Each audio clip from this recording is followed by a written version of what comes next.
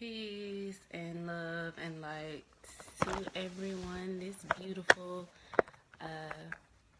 morning, Friday morning. I'm trying to get this set up.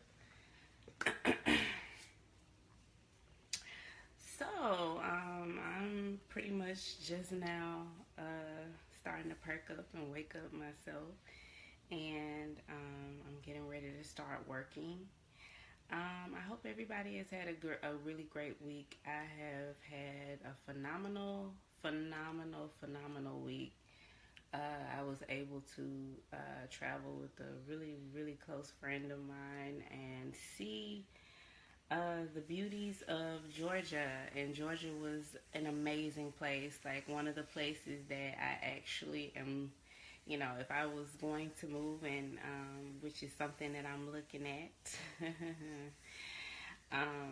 But yeah, Atlanta will definitely be on my top 5 places to move. Maybe y'all can give me some suggestions um, of other cities, that maybe y'all know me well enough to know what I would need. So, I would need like a creative district, someplace that has a really great artistic scene and a lot of, just opportunity for artists to grow. But I really enjoyed Georgia. I really enjoyed the Savannah Rapids amazing experience. A lot of clarity that I gained from being there out in nature, seeing so much beauty around me. But this morning, I was just really inspired by watching a documentary that I saw. And a young man was talking about fear. And from that conversation, I gained some enlightenment that I wanted to share with you guys. And the enlightenment that I gained from that conversation about fear and its purpose is that fear is really a natural thing, guys. Fear is natural. There's nothing that is not natural or unnatural about fear. Fear is natural.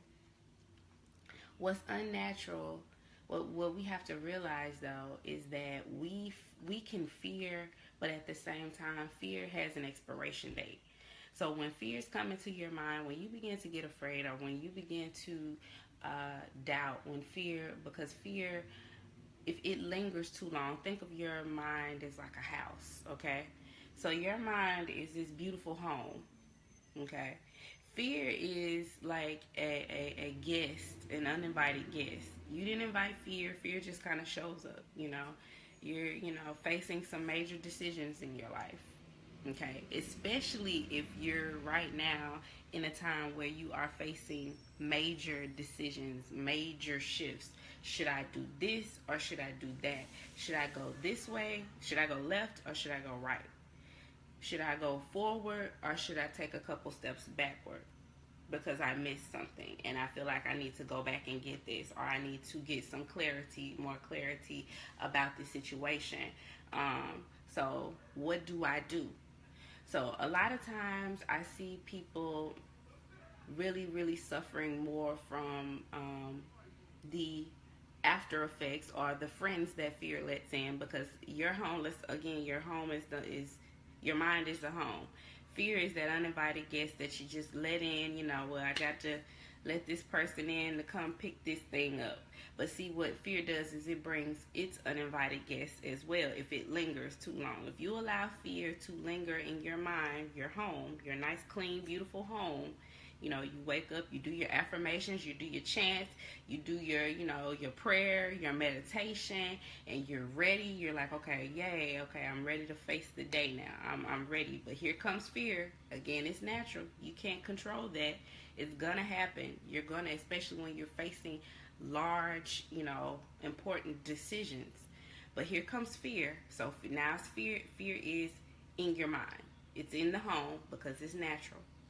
But when it lingers too long, if you've allowed fear to linger in your mind for too long, what happens is that it opens the back door for anxiety. Its friend. Hey, anxiety, come on, let's turn up in here. This is a nice, clean home. Let's turn up. Let's turn on some Migos and some, you know what I'm saying? We gonna get crunk.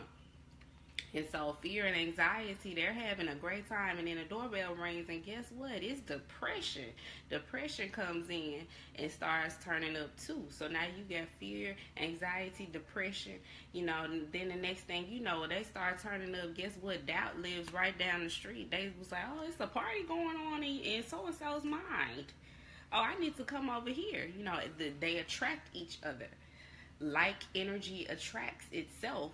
So because you've allowed this your home, your mind, to be a place, kind of like a cesspool, that would attract things like anxiety, things like depression, things like doubt, things like low self-esteem, things like constant comparison, comparing yourself to the next man, comparing you unique person, you unique being. You're not supposed to be like anybody else. You're supposed to be exactly who you are, and that's it. Things like comparison, things like jealousy, things like codependency, things like procrastination, things like, all of these friends of fear come in, and then the next thing you know, your mind is completely jam-packed. I'm talking about wall to wall. You can't even squeeze in there. It ain't even elbow room in your mind now, because this whole party is going on full of negative attributes that have attracted one another, all started by lonely old fear, right? So I say all that to say this. Understand.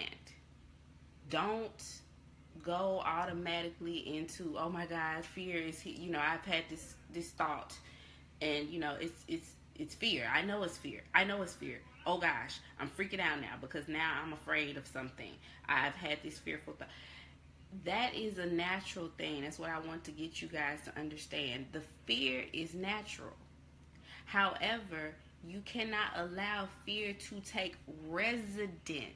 You can't allow fear to reside. You can't give fear the keys to your mind. Like, nah, partner, I know you're natural. I know that you're a natural aspect of my life. I know that it is natural. It would be unnatural for someone to say, when people say that I'm not afraid of anything, that's a lie. That's a lie, because if you're not afraid, then you're not human. You fear something. Everyone fears something. Everyone has fear. There's nothing unnatural about having fear. But the danger is when you allow fear to take residence. Again, when you allow fear to take residence in your mind.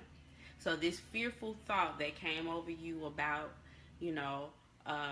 moving on, or relocating, or changing jobs, or getting out of a bad relationship, or procrastinating, or not starting this goal, this dream goal, or this business, or whatever it is, or being stressed out about something, or this addiction that you may have, or whatever it is, whatever that fear is, that fear came in, and you just allowed it to go from a one-day thing where, okay, well, it came to me, and what did you do? Did you respond to it? Did you immediately address it when it came up?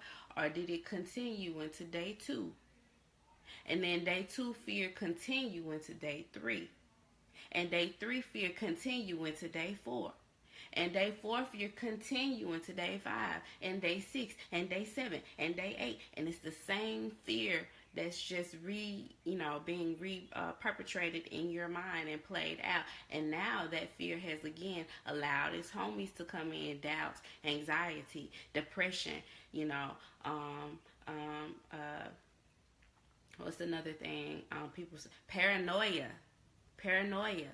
not even being able to form healthy relationships with other individuals because you're so paranoid, or you're so wrapped up in the possibility of a negative aspect of other individuals or other people. So to that, that's why I'm saying to you, you have to give fear its eviction notice. Fear cannot even be allowed to just be present for anything other than showing you that I am alive. I am a living, breathing person. What did Kendrick Lamar say? Be humble. Sit down. You know what I'm saying? Be humble. Yes, you are afraid. Acknowledge that. You're not invincible. No one is invincible. No one is, impervious to pain or fear. No one is, too good to feel fear. Too rich to feel fear. Too wealthy to feel fear. Too intelligent to feel fear. Too strong to feel fear. No one is exempt from fear. So now that we know that it is, again, a natural, aspect of being a human being, you're going to feel fear. Feel it, address it immediately. Immediately. Don't keep replaying it. Don't keep replaying it. Don't keep repeating it. Address the fear. Come up with a plan. If you don't have one, come up with something or whatever it is, however you want to address it. And evict that shit. You know what I'm saying? I'm being real. You have to evict fear. You can't allow fear to sit and take up residence in your mind. You can't. Because if you do, you are opening the front doors of your mind and your soul and your body, your physical body as well. You are opening the doors to all of those other, negative aspects and negative attributes to come on in. Yeah, y'all just have a party right up in here. And I wonder why I'm so sad all the time. Or I wonder why, I'm so anxious. Or I wonder why this and I wonder why that. It's because you're not addressing it. And when I say address it, that fear comes into mind about whatever it is, automatically come up with something. Be reinforcing yourself with reasons why you're going to do that thing, whatever it is, why you're going to relocate, why you're going to get this take this new job opportunity, why you're going to, get out of that bad relationship, why you're going to, get that, whatever certification, whatever, new thing that you want to add to your toolbox. Whatever it is that you want to do, you have to reinforce yourself and reassure yourself that, what, I'm doing the right thing for me for right now. You know what I'm saying? So you have to fortify yourself. You really have to fortify yourself. And you cannot be to the point where you understand that fear is natural. Stop saying that. I hate it when people say that I'm not afraid of anything. Yes, you are. Yes, you are. If you're not afraid of anything, I'm scared of you because you're not human. You know what I'm saying? You're not human. If you say that you're not afraid of anything, you're not human. That's not real. So get real with yourself. Understand that, yeah, I get scared sometimes. You know what I'm saying? Yes, I do. I get scared, and this big, huge decision that I'm facing, it is kind of scary. I'm taking it one day at a time, but it is kind of scary. But deal with it one day at a time. One day at a time. Whenever the fear shows up, deal with it just like that. A lot of people, as far as with anxiety, they're huge. The biggest source of anxiety for them is that they're trying to approach the fears that they have on a grandiose scale instead of dealing with them one day at a time. Deal with it one day at a time. Stop looking all the way out 5 years from now. You know what I'm saying? No, deal with this one day. Daily bread. You know what I'm saying?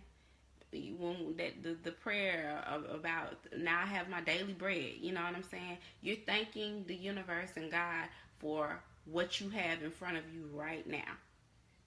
You're not you know, projecting fear about, well, what am I going to eat tomorrow? What am I going to, you know, what am I going to eat in an hour from now? Once this food digests, where is this going to, what am I going to get there? No, you're just being thankful for your daily, what you have in front of you right then and there. And don't worry about the rest. So that will kill a lot of anxiety right there in itself, living in the moment and understanding the importance of the moment. So yeah, I just wanted to talk to you guys a little bit about fear and understanding that it is quite natural to fear things. It is not, especially when you're facing large decisions or decisions that are very impactful. You know, decisions that will you know, make a big difference in, you know, your frequency or your day-to-day routine. Possibly even, you know, the amount of money that you bring in, your income, your status level, different things like that. That is there's nothing wrong with being afraid. But what's wrong is, again, when you allow fear to take residence. Don't let it stay there. It can pass through. You can say hello. You can, you know, address the fact, oh, hey, fear. Oh, okay. Oh, you're here today. All right. You know, address it, deal with it. You know, you may cry, you may feel, you know, you may, whatever it is that you need to do to get out that emotion, but don't let it live there. Don't make friends with your fears. You know what I'm saying?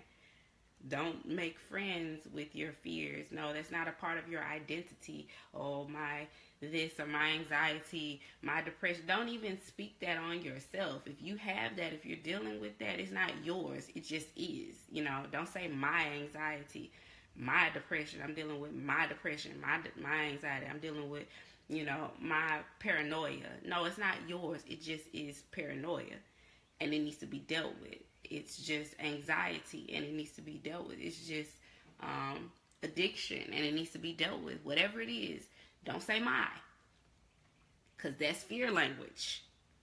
You just literally use your, you know, your words, your language to literally tie, and remember, words have power, to tie the fear, you know, the residual of fear with you. You just tied it with you. Yeah, my depression, my anxiety. You know what I'm saying? Don't use those type of words. Be careful about the language that you use. You know what I'm saying? If it exists, it's okay to say that it exists, but not using it in terms that is going to tie it to you. You know what I'm saying? Because that means that I'm trying to get rid of it. So, yeah, and that's something even with me, you know what I'm saying? I have to be careful about the words that I speak. So that's something that even I'm learning too, guys. So, but yeah, I just wanted to share that with you, and I really hope that it blessed someone. I really hope that it encouraged someone that may have been dealing with something. You know, it's cool. Fear. Okay. You're afraid. Guess what? That means that you're human. So congratulations to you for being human. Congratulations to you for that. Now, what next? What next is you kick that MF out. You know what I'm saying? You tell them, okay, you know, it was cool. I understand. I feel you. I feel the need to say that, okay, yes, I'm a human being. I'm experiencing emotion, and that's okay. It's okay to have feelings. In a generation that tries to make us feel like it's not okay to have feelings. You and your feelings. What we say, get out your feelings. No, it's okay to have feelings. That's why they need to put Mr. Rogers back on the air. So children can grow up and understand that feelings are okay. It's okay to feel. It's nothing wrong with feeling. That's a huge problem with our generation. That's why a lot of us are diseased. Because we are under the impression that it's not okay to feel, and that's not true. So, yeah, so feel it. Feel it. It's not going to be pleasant, but feel it. And get over it, is what I'm saying. Get over, understand that it can't stay there. Because the longer it exists there, the more it's going to attract disease. The more it's going to attract disease. All right, Well, I'll talk to you guys later. Peace and love. All right. Bye.